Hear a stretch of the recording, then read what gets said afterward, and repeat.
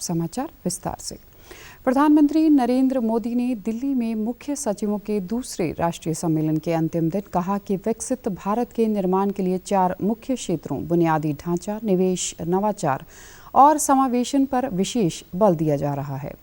उन्होंने कहा कि विश्व समुदाय भारत के प्रति विश्वास की भावना लिए हुए है और भारत को एक ऐसे देश के रूप में देखा जा रहा है जो वैश्विक आपूर्ति श्रृंखला में स्थिरता ला सकता है।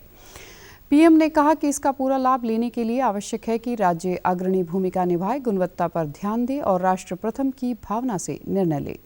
उन्होंने मुख्य सचिवों से अनावश्यक अनुपालनों और अव्यवहारिक नियमों व कानूनों को खत्म करने पर विशेष ध्यान देने की अपील की। प्रधानमंत्री ने सूक्ष्म, लघु और मध्यम उद्यम क्षेत्र को सशक्त करना जारी रखने की आवश्यकता बताई। उन्होंने कहा कि आत्मनिर्भर बनने और आर्थिक वृद्धि को तेज करने के लिए यह आवश्यक है। मोदी ने कहा कि स्थानीय उत्पादों को लोकप्रिय बनाना भी समान रूप से महत्वपूर्ण है। मुख्य सचिवों के सम्मेलन के दौरान प्रधानमंत्री ने आकांक्षी ब्लॉक कार्यक्रम की शुरुआत की। उन्होंने कहा कि इससे उन क्षेत्रों का समग्र विकास संभव होगा जिनके लिए अतिरिक्त सहायता की आवश्यकता है। इस कार्यक्रम से देश के 500 से अधिक ब्लॉक में जीवन यापन बेहतर होगा। प्रधानमंत्री ने कहा कि राज्यों में G20 बैठकों की तैयारियों के लिए आम नागरिकों की सहभागिता ली जानी चाहिए। उन्होंने नौकरशाही की क्षमता बढ़ाने की आवश्यकता और मिशन कर्मयोगी की शुरुआत की भी चर्चा की। सूचना, प्रसारण, खेल और युवा कार्यक्रम मंत्री अनुराग ठाकुर ने विदेशों में बसे भारतीय युवाओं से भारत में नवाचार और निवेश की अपील की है। उन्होंने कहा कि भारत में निवेश की प्रचुर संभावनाएं हैं। इंदौर में प्रवासी भारतीय दिवस सम्मेलन के पहले दिन युवा प्रवासी भारतीय दिवस कार्यक्रम में खेल मंत्री ने कहा कि अंतरिक्ष और ड्रोन के नए क्षेत्रों में निवेश के अवसर पर उपलब्ध हैं। 3 दिन का प्रवासी भारतीय सम्मेलन आज मध्य प्रदेश के इंदौर में शुरू हुआ। प्रधानमंत्री नरेंद्र मोदी कल इस सम्मेलन का औपचारिक उद्घाटन करेंगे। ठाकुर ने कहा कि कोरोना संकट के समय में भी भारत दूसरे देशों पर आश्रित नहीं था। 1/6 of the humanity. In other words, 1 in every 6 person in the world is an Indian. Our youth is 60% of the population. In fact, you would be surprised to note that the median age of Indian diaspora in many countries around the world is less than that of other foreign-born and immigration populations there, making Indian diaspora youth a sizable force in several countries to reckon with. उन्होंने कहा कि आपदा के दौर में भारत ने 200 करोड़ से अधिक कोविड डोज लगाए और 100 से अधिक देशों को वैक्सीन उपलब्ध कराई। उन्होंने कहा कि विश्व समुदाय जिस स्थिति की कल्पना भी नहीं कर सकता था, भारत ने वह कर दिखाया। ठाकुर ने कहा कि भारत ने 200 वर्षों के इतिहास को पीछे छोड़ते हुए अर्थव्यवस्था के क्षेत्र में विकास के नए कीर्तिमान स्थापित किए हैं। उन्होंने प्रधानमंत्री के इस वक्तव्य का उल्लेख किया कि हमारे लिए पासपोर्ट का रंग नहीं बल्कि रक्त और भारतीयता का संबंध महत्वपूर्ण है। कार्यक्रम को विदेश मंत्री सुब्रमण्यम जयशंकर, मध्य प्रदेश के मुख्यमंत्री शिवराज सिंह चौहान, ऑस्ट्रेलिया की सांसद जेनेटा ने भी संबोधित किया। पंजाब की राज्यपाल और चंडीगढ़ के प्रशासक बनवारी लाल पुरोहित ने पंजाब राजभवन में एक संक्षिप्त समारोह में पटियाला ग्रामीण से विधायक डॉक्टर बलबीर सिंह को पद एवं गोपनीयता की शपथ दिलाई।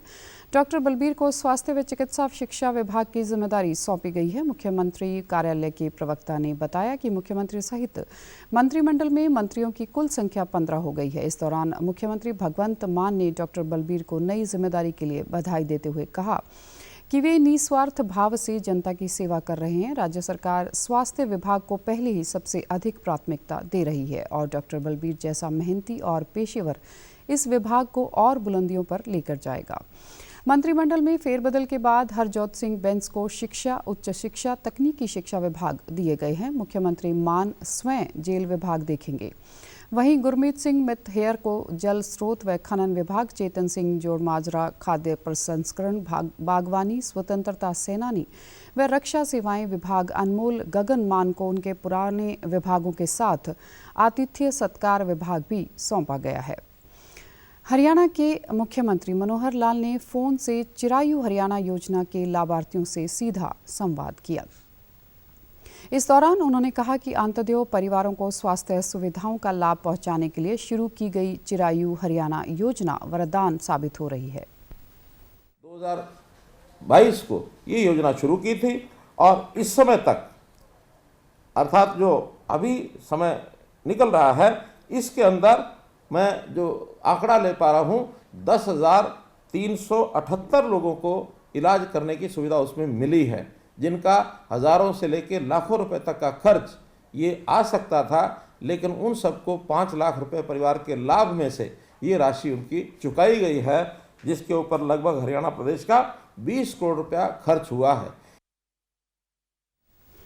उन्होंने कहा कि जब कभी गरीब परिवार पर किसी बीमारी का संकट आता है तो वह आर्थिक बोझ के कारण और टूट जाता है। ऐसे परिवारों की चिंता करते हुए चिरायु हरियाणा योजना शुरू की है।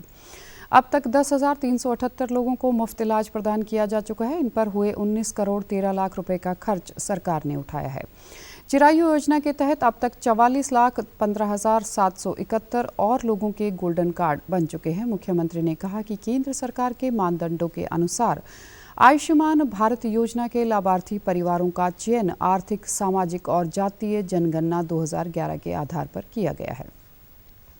उन्होंने कहा कि सरकार ने वर्ष 2023 को अंत्योदय आरोग्य वर्ष के रूप में मनाने का संकल्प लिया है। कार्यक्रम के दौरान लाभार्थियों ने भी मुख्यमंत्री और हरियाणा सरकार का आभार जताया कि गरीबों के कल्याण के लिए यह योजना चलाई है।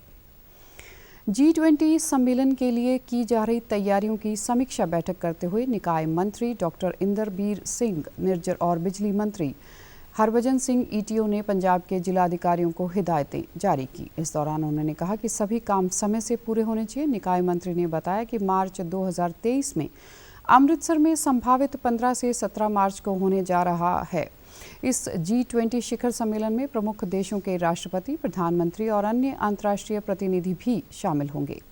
डॉक्टर निज्जर ने बताया कि अमृतसर शहर के सौंदर्यीकरण के लिए विकास कामों पर करीब 100 करोड़ रुपए खर्च किए जाएंगे। इस समागम से पंजाब जहां पर्यटन के नक्शे पर उभरेगा, वहीं निवेश को बढ़ावा मिलने की भी संभावना है।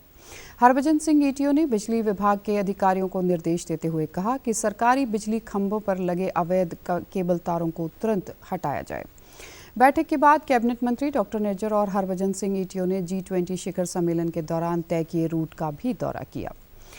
हरियाणा के राज्यपाल बंडारू दत्तात्रेय ने पलवल के MVN विश्वविद्यालय के 7वें दीक्षांत समारोह में छात्रों को डिग्रियां प्रदान की। इस अवसर पर उन्होंने 15 PhD और 350 मेधावी छात्र छात्राओं को अभियांत्रिकी, प्रबंधक, विज्ञान, वाणिज्य, विधि, कंप्यूटर साइंस और विज्ञान आदि संकायों में उपाधि प्रदान की गई।